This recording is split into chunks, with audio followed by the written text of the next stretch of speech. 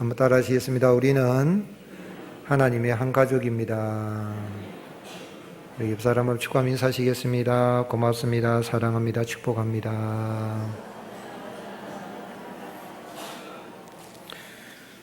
코로나 상황이 많이 어렵고 힘들지만은 서로를 위해서 감사를 표현하고 사랑도 표현하고요. 위하여서 축복하며 기도하며 나갈 때에 이 어려운 가운데서도 은혜 베푸시는 하나님의 은혜로 날마다 승리하는 삶을 살고 좋은 날이 임하게 되는 그런 은혜가 임하리라 믿습니다. 그래서 오늘 우리가 참 힘들고 어렵지만 이 또한 지나가리라 하는 믿음으로 승리하는 그런 저와 여러분이 되시기를 예수님의 이름으로 축복합니다. 여러분, 사는 목적이 뭐냐고 물어보면 뭐라고 답하시겠습니까? 아유, 목사님, 그냥 사는 거죠. 그리 복잡하게 목적 따집니까? 눈 뜨고 사니 그냥 살아갑니다. 그렇게 생각한 분이 있을까 모르겠어요. 그냥 목적도 모르고 그냥 그렇게 살아가면 되지. 꼭 그렇게 따집니까? 대충대충 살아가면 되는 거 아닙니까? 아마 생각에 그렇게 사는 게 편할지 모르겠어요. 그러나 레오나르도 다빈치는 목적을 찾았을 때가 내 삶에서 가장 창의적인 때였다라고 말했습니다. 다빈치가 엄청난 작품들을 참 오고 오는 세대가 그만큼 위대한 작품들을 볼 수 없을 정도로 그런 작품들을 만들어냈는데 자기 자신이 그런 창작을 할 수 있었던 게 뭐냐면 나의 존재 목적, 내가 왜 이 그림을 그리는지 또는 이 예술품을 만들어내는지 그러한 이 목적, 그 목적을 찾았을 때에 내 삶에서 가장 창의적인 때였다는 거예요. 그렇죠. 목적의식이 있으면 그걸 위해서 노력을 하고 연구를 하고 실험도 하고 하니 좋은 결과가 오는 거예요. 그래서 인생이 사는 목적이 분명해야 목표가 나옵니다. 목적이 있어야 내가 어떤 걸 이루어야 되겠다는 목표가 정해지게 되고 또한 그 목표를 이루기 위해서 노력을 하게 되는 거죠. 행동 지침이 나오는 겁니다. 이는 개인이나 가정이나 교회나 국가나 똑같이 해요. 우리 교회도 목적이 있죠. 영혼을 구원하여 예수님의 제자로 세우는 공동체, 목적을 놓고 목표를 정해놓고 하는 거예요. 비전 스테이트먼트를 이야기를 하고 그리고 행동 실천 사항들을 우리가 이렇게 해야 되겠다 하는 거죠. 사는 목적을 상실하게 되면 꿈이 없습니다. 꿈이 없으니까 계획이 없습니다. 하루하루 오늘 하루에 계획이 없어요. 일주간의 계획이 없고 한 달의 계획도 없고 계획이 없어요. 계획을 안 세웁니다.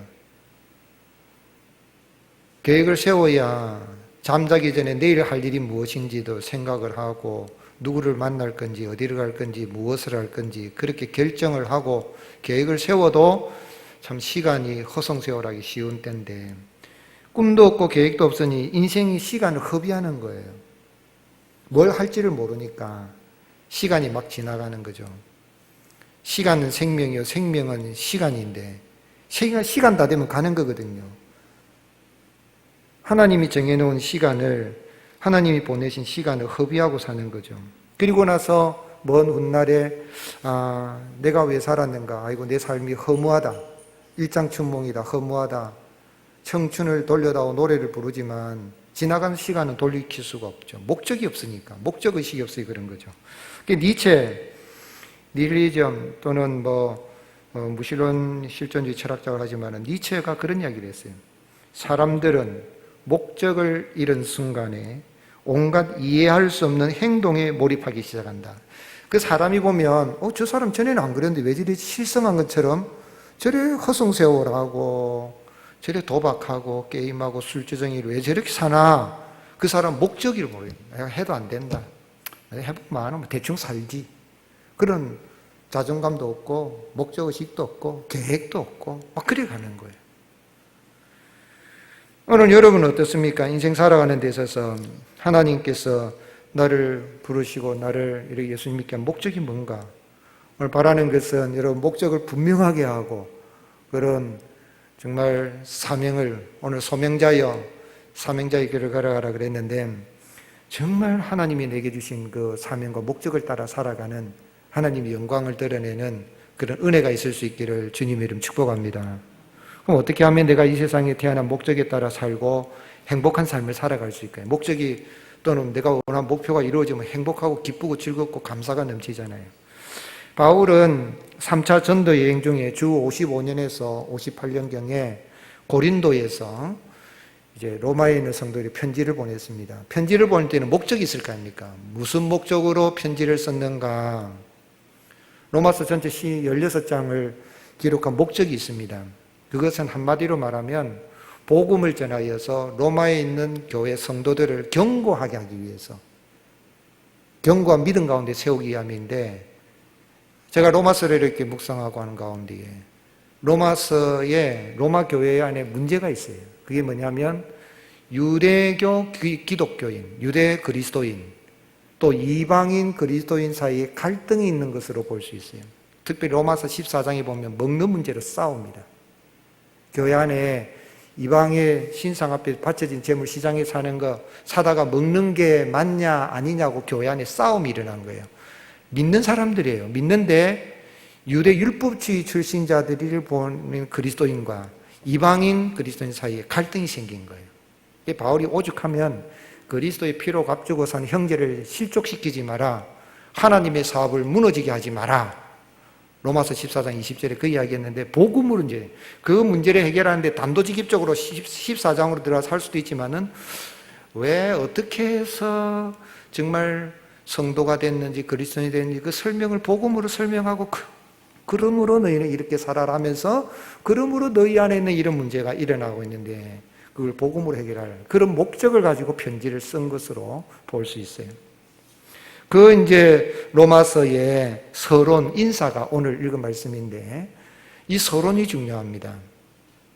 시작이 반이라고 이 서론 속에 로마서를 기록한 목적과 개념이 다 나옵니다. 짧은 구절을 읽었지만은 이 두 문장으로 된, 우리 문장은 지금 네 문장으로 되어 있는데 헬라 원문은 두 문장입니다. 1절에서 6절까지가 한 문장이고 7절 한 문장인데, 이 두 문장 속에 로마서를 기록한 목적과 개념과 모든 게 다 나온단 말이에요. 사상과 이런 게. 그래서 서론을 잘하는 게 중요합니다. 하나의 인사로서 끝난 게 아닙니다. 그러면서 인사하는 가운데 1절에 6절 한 문장인데요, 제일 처음 나오는 단어가 바울입니다. 우리 성경에는 예수 그리스도의 종 바울은 했지만 바울이 먼저네. 바울은 한데 바울이 누구냐 하면서 설명하면서 예수 그리스도의 종이요 사도로요 복음을 위해서 택정을 받았고, 그리고 복음은 뭔가 하면서 세미콜론에서 복음에 대해서 쭉 설명을 하네요. 복음은 하면서 이야기를 하면서 복음은 예수 그리스도인 걸 이야기하는 거죠. 죽으시고 부활하신 예수 그리스도, 그 예수 그리스도로 말미암아 자신이 은혜와 사도의 직분을 받았다. 그래서 하나님의 부르심을 받아서 내가 종이 되고 사도가 되고 직분을 받았다. 그러면서 이 편지를 받는 로마에 있는 성도들, 너희들도 6절에 너희도 그들 이방인들 중에서 예수 그리스도의 것으로 뭐를 받았다 그랬습니까? 부르심을 받았다. 이 부르심을 강조하고 있어요. 소명이죠. 부르심, 콜링. 부르심을 강조하고 있어요. 그리고 7절에 그렇게 부름받은 하나님의 사랑을 받고 성도로 부르심을 받은 자들에게, 이 부르심을 받은 것을 강조하면서 하나님, 우리 아버지 하나님과 우리 주 예수 그리스도로부터 뭐가 있기를 원한다 그랬습니까? 은혜와 평강이 있기를 원한다. 이렇게 서론을 인사했어요.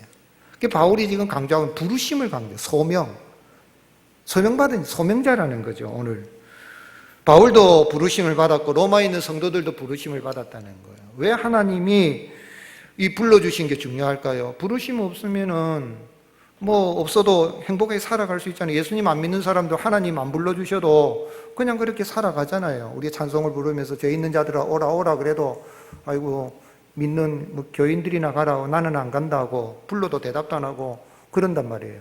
그런데 부르심이 얼마나 중요하기에 바울이 내가 종으로 부름받고 사도로 부름받고 너희들은 예수 그리스도에 부름받았고 너희는 성도로 부름받은 자들에게 내가 편지한다 라고 했는데, 부르심이 왜 중요한 겁니까? 소명이 왜 중요한 겁니까? 또한 어떻게 하면 정말 하나님의 부르심을 받고 내가 이 세상에 태어난 목적, 또한 예수님을 믿는 목적에 따라서 사명을 감당하고 정말 행복하고 신나고 즐거운 그런 삶을 살아갈 수 있을까요? 하나님이 이렇게 바울을 부르시고 로마에 있는 성도들을 부르신 이유가 뭡니까? 그건요, 하나님은 그의 택한 자들을 무엇이 되게 하기 위해서요? 그리스도의 소유가 되게 하기 위하여서 복음을 통하여 부르신 것입니다. 그리스도의 소유가 되어서 하나님의 은혜를 받아 평강을 누리도록 하기 위해서. 은혜와 평강이 있기를 원하노라 그랬잖아요. 이 소유가 된다는 말이, 그리스도의 소유가 된다는 말이 중요한 거예요. 소유라는 말은 소유주가 있다는 말이죠. 예수님 믿기 전에는, 믿지 않는 불신자의 세계에 있을 때는 우리의 소유주가 누구였습니까? 마귀였어요. 마귀.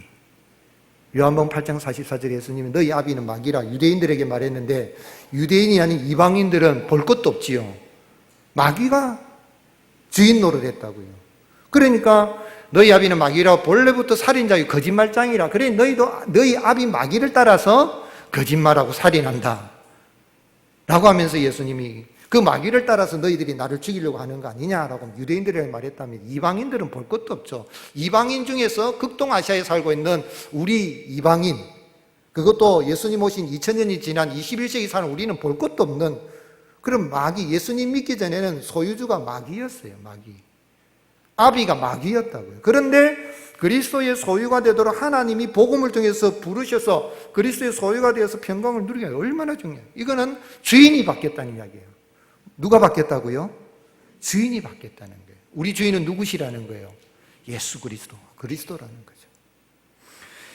믿기 전에는 마귀가 주인이니까 마귀가 시키는 대로 생각하고 생각한 대로 말하고 그리고 행동하고 다닌단 말이에요. 그런데 믿고 난 다음에는 소유주 되시는 주님이 주시는 생각을 따라 생각하고 말하고 행동하고 살아가는 거죠. 말하자면 주인이 바뀌어서 나는 예수님의 소유가 되었다, 크리스찬이다, 나는 그리스도인이 되었다는 그 정체성, 이걸 아는 게 정말 중요해요. 이걸 모르면은 오늘 이 시대에 살아가면서 그리스도인 정체성을 모르니까, 아이덴티티, 이 정체성을 모르니까 아이고 나 요즘 막 코로나 때문에 회사 다니고 내가 학교 가고 어디 가면 부끄럽다, 교회 다니는 게 부끄럽고 예수 믿는 게 부끄럽다라고 말하는데 그 말은 틀린 말입니다.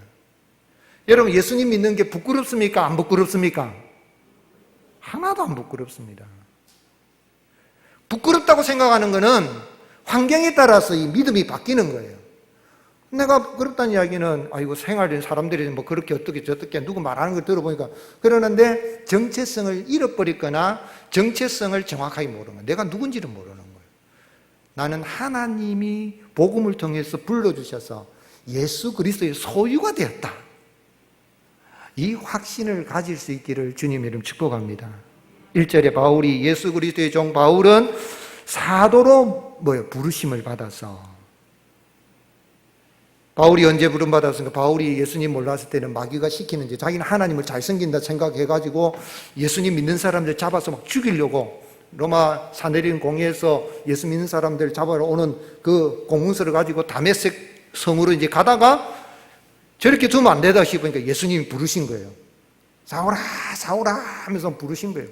빛이 쫙 비치는 가운데 사도행전 9장 4절에 땅에 엎드러져 들으며 소리 있어 이르되 사울아 사울아 네가 어찌하여 나를 핍박해하느냐 하시거늘 대답하되 주여 누구시니까 이러시되 나는 네가 박해하는 예수라. 부름받고 그가 순간 그냥 180도로 바뀌어서 이제 그가 예수 그리스도의 소유가 되고, 그래서 자기를 이야기할 때마다 서신 편지를 쓸 때 예수 그리스도의 종 바울은, 예수 그리스도의 종 바울은, 예수 그리스도의, 의라는 말이 중요한 거, 의. 우리 경상도 사람은 의라는 발음이죠. 이거 예수 그리스도의 종 이러는데 아니고 의 종, 의. 의라는 소유께 소유. 주인이 누구냐? 나는 종이고 주인은 예수 그리스도시고, 종이라는 말은 노예라는 말, 또는 종이라는 말, 노예는 주인이 마음대로 죽일 수도 있는 재산에 불과해요. 종이라는 가운데서는 조금 더 개념이 다른 게 자발적으로 주인이 좋아서 주인을 섬기는 그런 의미에서 종도 있어요. 좋아서 주인이. 예수 그리스도가 너무 좋아서 스스로 종이 되어서 그 주인이 원하는 일을 하기 위해서 특별히 주인이 보낸 사도로 보냄받은 자로서 내가 이렇게 부름을 받았다, 이렇게 이야기한 거예요. 그리고는 또 이 편지를 받는 로마에 있는 성도들에게도 정체성을 내 너희도 그래서 5절 6절에 그로 말미암아 우리가 은혜와 사도의 직분을 받아 그의 이름을 위하여 모든 이방인 중에 믿어 순종하게 하나니 너희도 복음을 통하여 그들 중에서 예수 그리스도의 것으로 어떻게 했다고요? 부르심을 받은 자니라. 오늘 여러분, 부르신 이가 주님이시요 나를 믿어서 복음을 통하여 예수님을 믿게 하신 이가 주님이시요 그 하나님의 은혜로 나는 예수 그리스도의 예수 그리스도의 소유가 되었다는 확신을 가질 수 있기를 주님의 이름으로 축복합니다. 바울이 이방인들에게 예수 그리스도의 예수 그리스도의 소유가 되었다. 의사 누가는 이 예수님을 믿는 사람들이 언제부터 그리스도인이 된 그리스도의 것이 되었는가로 크리스찬으로 불림을 받았는가? 이제 예루살렘 교회가 안디옥 교회에 이제 바나바를 보내고 사울을 보내서 이 두 교사가 가서 이제 안디옥 교회에서 가르치니까 제자들이 은혜를 받았어요. 누가복음 11장 26절, 사도행전 11장 26절, 만남에 안디옥에 데리고 와서 둘이 교회에 1년간 모여 있어 큰 무리를 가르쳤고 제자들이 안디옥에서 비로소 무엇이라고요? 그리스도인이라 일컬음을 받게 되었더라. 성경에 그리스도인이 어디 나오노? 하는 그거는 우리가 기억을 해야 돼요. 중요한 거는 성경에 있다더라 하면 안 되고 사도행전 11장 26절에 보면 그리스도인이 나오더라. 크리스찬이다. 나는 크리스찬이다 말은 그리스도의 사람이다. 그리스도의 것이 되었다. 그리스도의 소유가 되었다. 그리스도를 따르는 사람이다. 이 말을 할 때는 정치적인 의미가 좀 숨어 있었어요. 전 그리스도 도당이다. 여러분, 세상에도 정당이 있잖아요. 공산당은 공산주의 사상을 따라하는 칼막스의 사상을 따라하는 사람이고, 민주주의에서는 자본주의 사상을 민주주의 사상을 따라하는 사람이고, 우리 예수님 믿는 사람은 기독당원이라면은 우리는 기독당이다. 그래, 저 사람들은 그리스도를 왕으로, 예수를 주인으로, 예수 사상 따라 사는 사람이네 하는 의미에서 그리스도인이라 그랬단 말이에요. 우리는 예수님의 사상과 예수님의 삶과 예수님의 그 복음, 예수님을 따르는 사람, 팔로우는 말은 추종자다 이 말입니다. 오늘 여러분, 예수 그리스도를 추종하며 살아가십니까? 아멘이십니까? 우리는 세상 정당에 속한 사람이 아니에요. 세상의 어떤 정당은 있다가 없어지는, 그게 우리 추종한 사람 아니에요. 그런 의미에서 그리스도를 따르는 사람, 그리스도의 소유가 되었다. 그러면서 그 그리스도인들, 그리스도의 것이 되고, 그리스도의 종이 되고, 그리스도의 사도가 되었는데, 로마에 있는 너희들은 7절 같이 읽겠습니다. 로마에서 하나님의 사랑하심을 받고 성도로 부르심을 받은 모든 자에게 하나님 우리 아버지와 주 예수 그리스도로부터 은혜와 평강이 있기를 원하노라. 하나님이 사랑하셔서 나를 불러주신 거예요. 아멘이십니까? 부르심 받은 우리를 가리켜서 바울이 뭐라고 정의를 내렸습니까? 너희 정체성은 성도라. 성도가 뭐죠? 거룩할 성자, 무리 도자, 거룩한 무리다는 이야기. 오늘 여러분, 내가 천국에 들어가는 건 예수 그리스도를 믿어서 복음을 통하여 예수 그리스도를 믿어서 그리스도의 소유 성도가 되어서 천국에 들어가는 겁니다. 직분도 중요하지만 직분보다 더 중요한 성도예요. 성도가 거룩한 무리가 되었다는, 그런 너희에게 은혜와 평강이 있기를 원하노라. 하나님이 부르신 목적, 사랑하시는 목적, 그거 뭐냐면 그리스도의 소유가 되어서 성도가 되어서 하나님 아버지와 우리 주 예수 그리스도께서 주시는 평강을 누리기를 원하노라. 오늘 여러분, 예수님을 믿는 우리의 마음속에 세상에 줄 수 없는 평강의 기쁨이 충만한 삶을 살아갈 수 있기를 예수님의 이름으로 축복합니다. 예수님은 세상에서 손가락질 당하고 매국노라고 저거 말이야 세금 걷어갖고 로마에 갖다 바치고 나머지는 착복하고 지가 돈 많은 부자면 많어 이렇게 손가락질하고 죄인 취급당하는 삭개오를 찾으셔 부르신 거예요.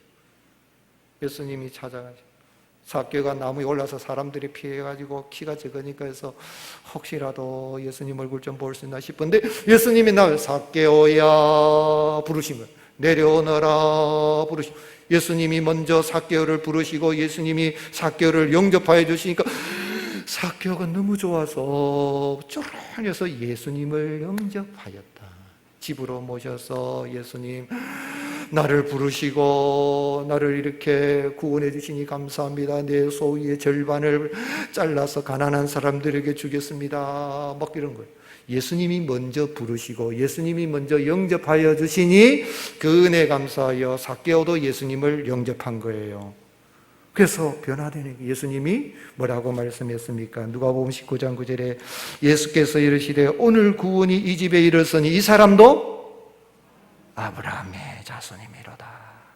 오늘 사랑하는 성도 여러분, 하나님께서 21세기를 살아가는 우리 때가 되매 복음을 통하여서 창세전에 나를 구원할 작정하신 주님이 복음을 통하여 예수님을 믿어 예수 그리스도의 소유가 되게 하시고 예수 그리스도의 성도가 되게 하시고 예수 그리스도의 종이 되게 하시고 예수 그리스도의 사도가 되게 하여 주셨다는 걸 믿으시기를 주님의 이름으로 축복합니다.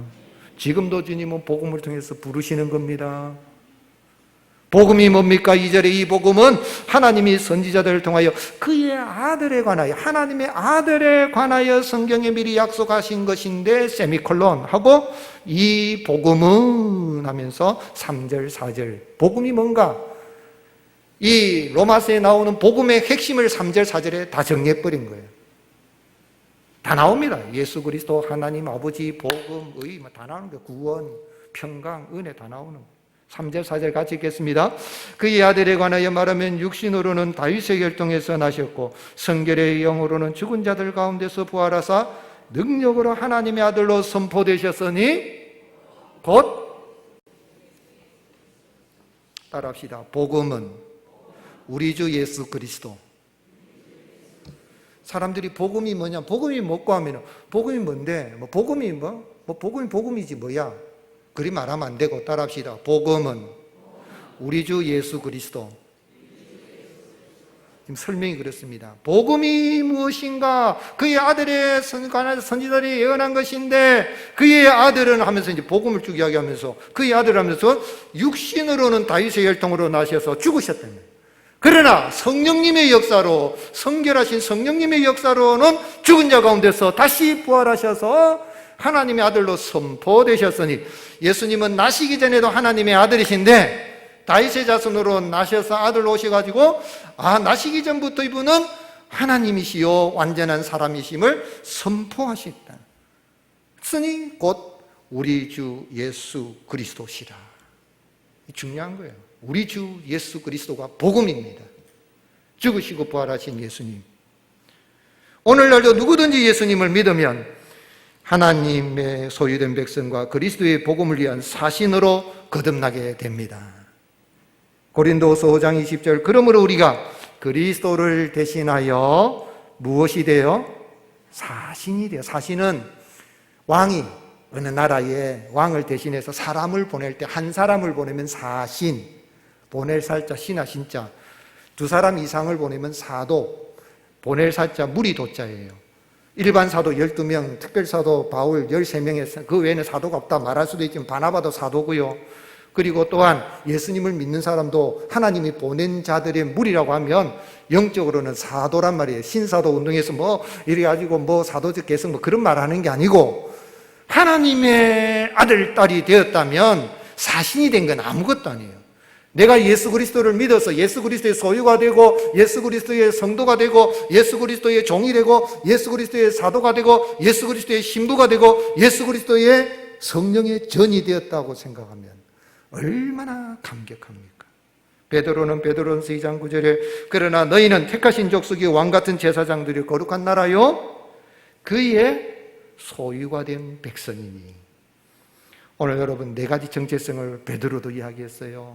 하나님이 사도 바울을 부른 것처럼 나도 불러주셔서 여러분들 환난과 핍박 가운데 있지만 이 갑바도기아에 있는 성도들 여러분 지금 토굴 속에 숨어가지고 지하 카타콤베에 들어가 숨어가지고 신앙을 지키려고 그렇게 살아가고 있지만 여러분은 택하신 족속의 왕같은 제사장이요 거룩한 나라요 하나님의 소유된 백성이니 두려워하지 마십시오. 그런 이야기예요.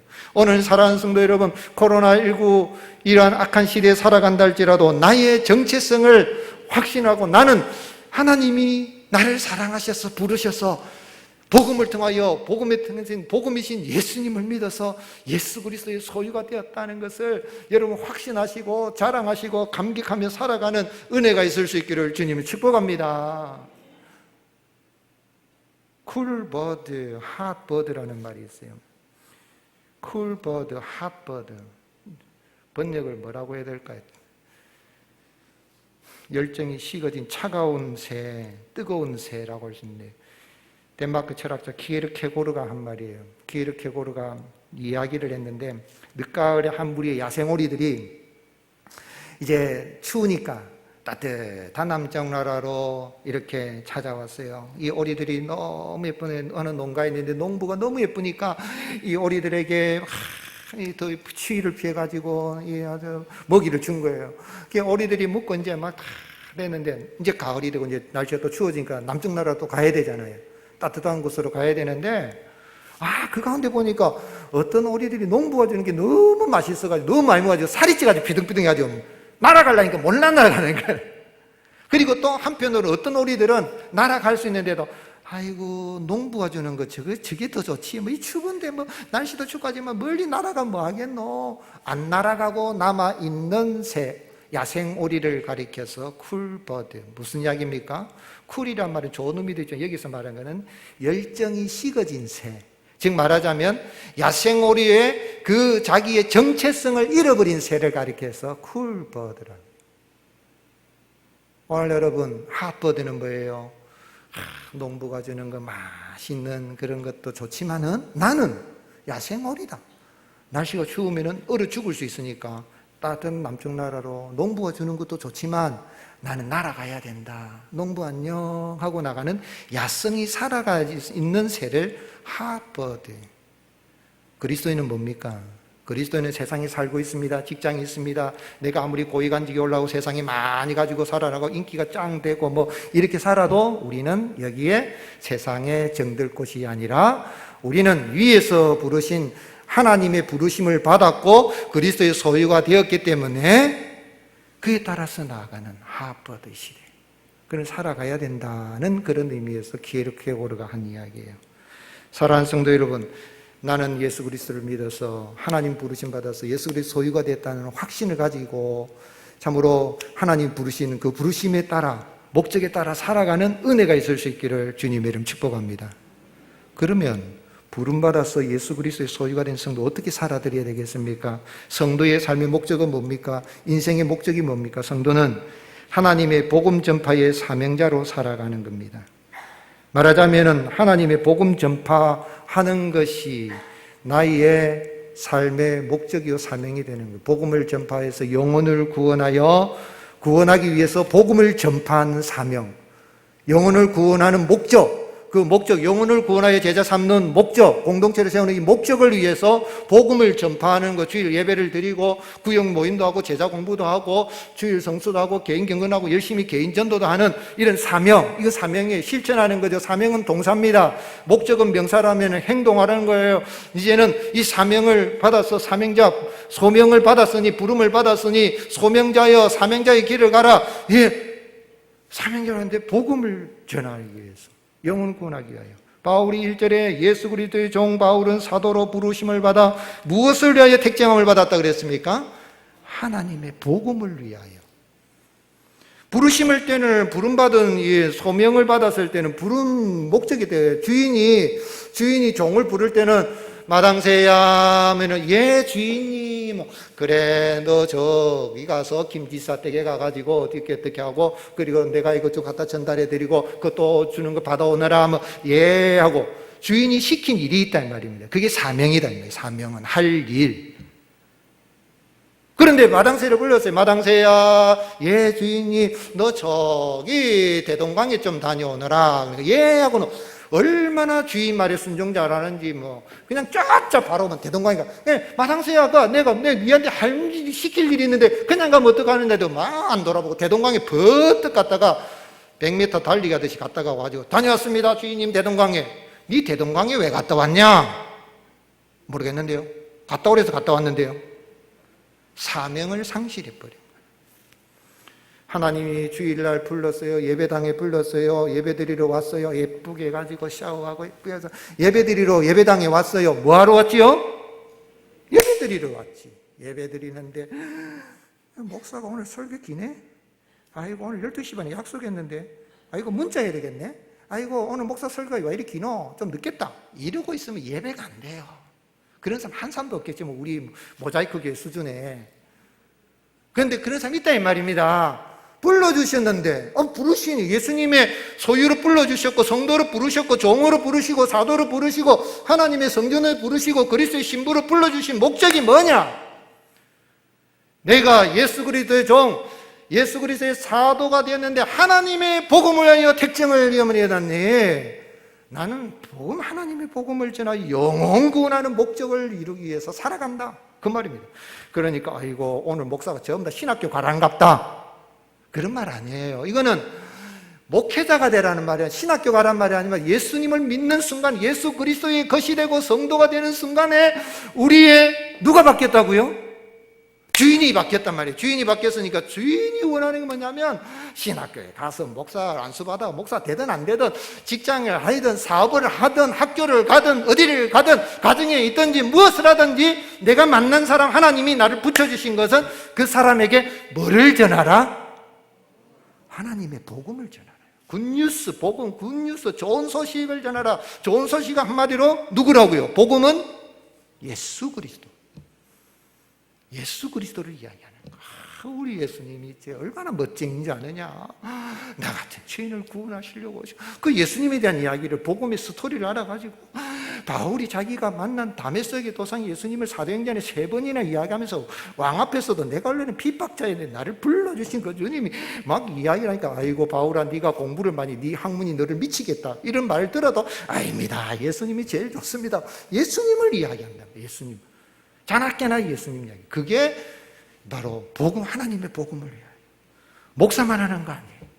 모든 예수 그리스도에 대한 성도들이 해야 될 목적이요 사명이 되는 거예요. 영혼을 구원하기 위해서 복음을 안 전하면 영혼 구원을 못 받는 거예요. 저도 복음을 누가 전해줬기 때문에 중학교 2학년 때 예수님을 영접해서 오늘의 목사가 되었잖아요. 저를 전도하신 권사님은 제가 모교에 가면은 제가 살아계실 때 천국 가셨지만은 늘 하루도 안 빠지고 내가 너를 얼마나 기다는지 모른다 하면서 그리고 제가 가면은 제 손을 잡고 모교에 다니면서 내가 전도한 사람 제일 왕건이다 이게.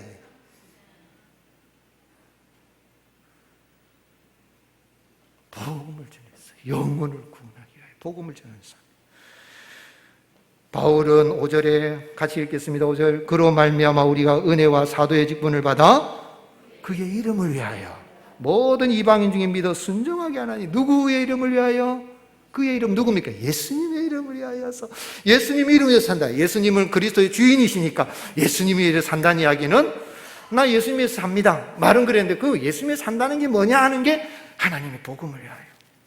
우리 예수님이 그렇게 사셨습니다. 이 땅의 공생에 3년하고 예수님의 전생에는 33년 사시는데 예수님은 하신 일을 그 공생에 3년 하시는 목적이 뭐냐면 무슨 일을 하려고 무슨 사명을 예수님이 하셨는가. 예수님이 새벽에 기도하고 이제 사람들이 새벽부터 예수님 찾아러 온 거예요. 병든 자도 찾아오고 막 찾아왔는데 선생님 지금 사람들이 지금 저리 몰려옵니다. 그래 예수님이 어제부터 다 만났잖아. 오늘은 예수님이 뭐라고 말씀했어요? 마가복음 1장 38절 이르시되 우리가 다른 가까운 마을들로 가자. 거기서도 뭐하리니? 전도하리니 내가 이를 위하여 왔노라. 중요한 구절이에요. 뭐하러 왔다고요? 전도하러 왔단 말이에요. 학교 왜 보냅니까? 전도하러 보낸 거예요. 여러분 내가 직장에 가고 사업을 하는데 이 사장님 만나게 하는 이유가 뭐냐면 전도하라고 만나주신 거예요. 지금 나하고 만나는 사람은 75분의 1이에요. 지금 몇 사람 보세요. 몇 사람. 소중해 보입니까? 대충 보입니까? 소중합니다. 고백합시다. 당신은 내게 참 소중한 분입니다. 왜요? 이 사람하고 나하고 지금 이 지구촌에 살고 있는데 몇 분의 1입니까? 75억 분의 1이고, 또 대한민국에는 국민이 몇 명입니까? 5,500만 명이니까 이 사람은 나하고 지금 5,500만 분의 1이라. 엄청난 거죠. 하나님이 때가 되면 불러가지고 모자이크에서 만나가지고 하나님의 자녀가 되고 했는데, 오늘 여러분 우리가 주님이 불러서 이랬는데, 이제 나가서 전도를 할 때 내가 택시를 타고 내가 학교에 가고 내가 사업을 하고 직장 생활을 하는데, 그 하나님이 딱 만나준 사람은 몇 분의 1이라고요? 지구촌의 75억 분의 1이고, 그리고 대한민국에서는 5,500만 분의 1이고, 그리고 부산 시민 가운데 300만 분의 1이다 이 말입니다. 하나님이 내게 이 하나님의 복음을 전하라고 이 사람 붙여줬네 하고 복음을 전하면, 복음은 누구라고요? 따라합시다. 복음은 우리 주 예수 그리스도. 그래서 누구를 이야기한다고요? 내가 있지요. 예수님 만났는데 예수님 얼마나 멋쟁인지 몰라요. 예수님이 나를요 불러주셔서 나를 어떻게 해서 그 이야기를 막 하는 거예요. 이야기를 하면 그 사람들이 이거 완전 미쳤나 돌았나 이리 싶어도 이야기하면, 복음은, 믿음은 들음에서 나며 들음은 그리스도의 말씀으로 말미암는다. 역사는 주님이 하신 줄로 믿습니다. 예수님이 제자들을 부른 목적도, 부활하신 주님이 제자들을 다시 불러서 다 도망가 있는데 제자들 불러가지고 뭐라고 했습니까? 마가복음 16장 15절 또 이르시되 너희는 온 천하에 다니며 만민에게 뭐를 전하라? 복음을 전하라. 바울은 에베소 교회 장로님들과 헤어지면서 사도행전 20장 24절에 내가 달려갈 길과 주 예수께 받은 사명 곧 하나님의 은혜의 복음을 증언한 일을 마치려면은 나의 생명조차 조금도 귀한 것을 여기지 아니하노라. 고린도 9장 16절 같이 읽겠습니다. 내가 복음을 전할지라도 자랑할 것이 없음은 내가 부득불할 일임이라. 만일 복음을 전하지 아니하면 내게 복음의 빚진 자입니다. 주인 되신 예수님, 내 정체성이 내 주인은 예수님이라고 알았다면 주인이 시킨 대로 주인이 불러가지고 뭔 일 해라 그랬으면 그걸 위해서 하는 거예요. 코로나19에서 복음 전파기 어려운 시대를 맞이했습니다. 근데 제가 가만보니까 우리나라 대단한 나라예요. 코로나19인데도 수출이 그래도 안 떨어지고 가요. 이 경제인들이 얼마나 고생한지. 또 이 코로나 때문에 전 세계에, 제가 이 문자를 어제도 봤는데 선교사님들이 저한테 목사님 기도해 주세요. 옆에 있는 우리 목사님 큰 딸도 죽고요, 누구 아들도 죽고요, 그래가지고 도와달라고 오고요, 먹을 것이 없어가지고 남아공에서 있는 그 선교사님이 기도해 주세요. 목사님 저도 많은 위협이 있습니다. 그리고 이 무장 강도들이 떼강도가 다니고 있는 어려움이 있습니다. 대한민국에 사는 걸 행복하게 이길 수 있기를 주님이 축복합니다. 의료진들이 막 방법을 쓰고 약국에 가면 약천지고 이런, 그래도 일 지켜야 된다고. 대한민국을 지켜야 돼요. 그런데 이걸 지키기 위해서 코로나에 사람들이 블루 코로나를 화이트 코로나 되기 위해서 얼마나 몸부림친지 몰라요. 교육하는데도 영상 시스템을 개발하고 교육 프로그램을 개발하고 막 이러고 지금 시대가 그래요. 이제는 위드 코로나다. 애프터 코로나는 없을 거다. 위드 코로나 같이 가야 된다. 그래가지고 현장에 못 오면 영상으로도 교육은 해야 된다. 가르쳐야 된다. 막 하면서 개발하고 여기가 기회다 그러면서 무슨 증강현실 VR 프로그램 뭘 만들어내고 막 난리라. 근데 교회는 코로나 지나면 해야지. 성경 공부도 안 한다. 우리는 소구역 모임도 안 한다. 예배만 드린다. 이러면 안 돼요. 복음을 전하기 위해서 예배도 드려야 되고 성경 공부도 해야 되고, 마스크를 끼고라도 네 사람 못 모이고 두 사람밖에, 두 사람이라도 1대1이라도 성경 공부를 해야 되고, 그것도 안 되면 영상으로라도 해서, 우리 기독 교보에도 보면 우리 교단에서도 막 신학교에서 고민 많이 해가지고 영상 프로그램 많이 개발해서 욕심을 내서 영적으로 내가 복음을 먹고 복음을 전하고 예수님을 전하고 하는 이런 훈련을, 세상이 어떻게 하든 코로나 전염병이 창궐하든 코로나 할배가 오더라도 우리는 할 일 한다. 목적을 위해서 하나님이 나를 부르시는 그 부르심의 사명을 따라 나는 나간다 하고 힘써 나갈 수 있는 핫보드로 살아갈 수 있기를 주님이 축복합니다. 윤정구 씨가 쓴 황금 수도꼭지라는 황금 수도꼭지, 재미있는 책이에요. 읽어보실 만해요. 굉장히 조금 어떻게 보면 어려울 수도 있지만 굉장히 재미있는 책이에요. 이 윤정구 박사가 쓴 책인데, 회사도 위기가 오면 어떻게 되는가? 목적과 사명 선언문에 따라서 살아야 위기를 이길 수 있다. 목적이, 사명 선언문이 회사도 막 다 있거든요. 그런데 이 회사가 어떤 회사냐면, 어떤 회사를 이야기했는데, 회사 이름은 이 존스 앤드 존스 회사 들어봤습니까? 많이 우리나라 사람들이 많이 아는 회사래요. 존스 앤드 존스인데, 근데 이 회사가 만든 약을 이야기하면 압니다. 이 회사가 만든 약이 타이네돌입니다. 타이네돌을 알아도 이 회사 모를 수 있는데, 이 타이네돌 1982년에 미국 시카고에서 타이네놀 복용한 사람 가운데 6명이 7명이 죽었어요. 독극물 사건을 해가지고 난리가 났죠. 해열 진통제를 해서 막 인기를 해서 막 얼마나 이익을 많이 내고 해열제로서는 세계 시장 점유율 38% 차지할 정도로 그랬는데 독극물 사건에 난리가 났죠.